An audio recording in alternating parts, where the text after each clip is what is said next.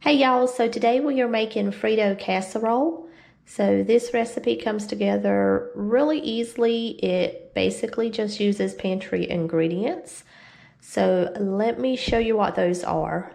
So we have a bag of corn chips or Fritos, some sour cream, some black beans, a can of chili, and you can use the kind with or without beans, an 8-ounce can of tomato sauce, a can of enchilada sauce, and some shredded cheese, whatever kind you like. So you're also going to need a 9 by 13 baking dish. And to that dish, we are going to add the corn chips. Just pour them straight into the dish. Then you're going to pour in your black beans and make sure these are drained. And if you don't like black beans, you can use any other type of bean you like, pinto bean, kidney bean, whatever kind you prefer. Then add your tomato sauce, your enchilada sauce, and your can of chili. And then give this a good stir to make sure everything is well incorporated and that the Fritos are completely covered. And that is basically it. At this point, you can pop it into the oven to bake. But if you have any leftover tomatoes or rotel, and then like myself, I have some leftover seasoned ground beef from taco night. So I'm just going to add some of that to this dish.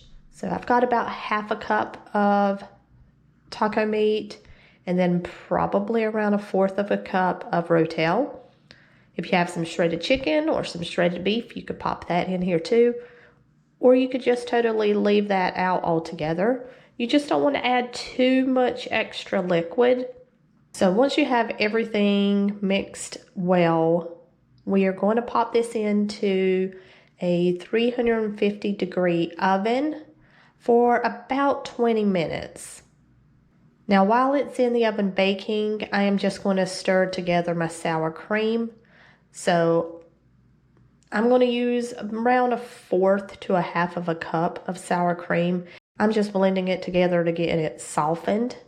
But I'm going to actually put it inside of a Ziploc bag because this way it just makes it a lot easier to evenly spread it or distribute it on the top of the casserole. So after about 20 minutes, just remove the casserole from the oven, and we're just going to drizzle the top of this with that sour cream.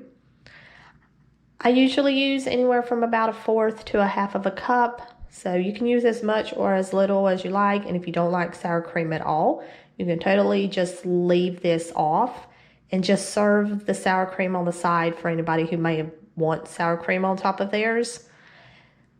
So after you've added the sour cream, then we will add the shredded cheese. And again, use as much or as little as you like.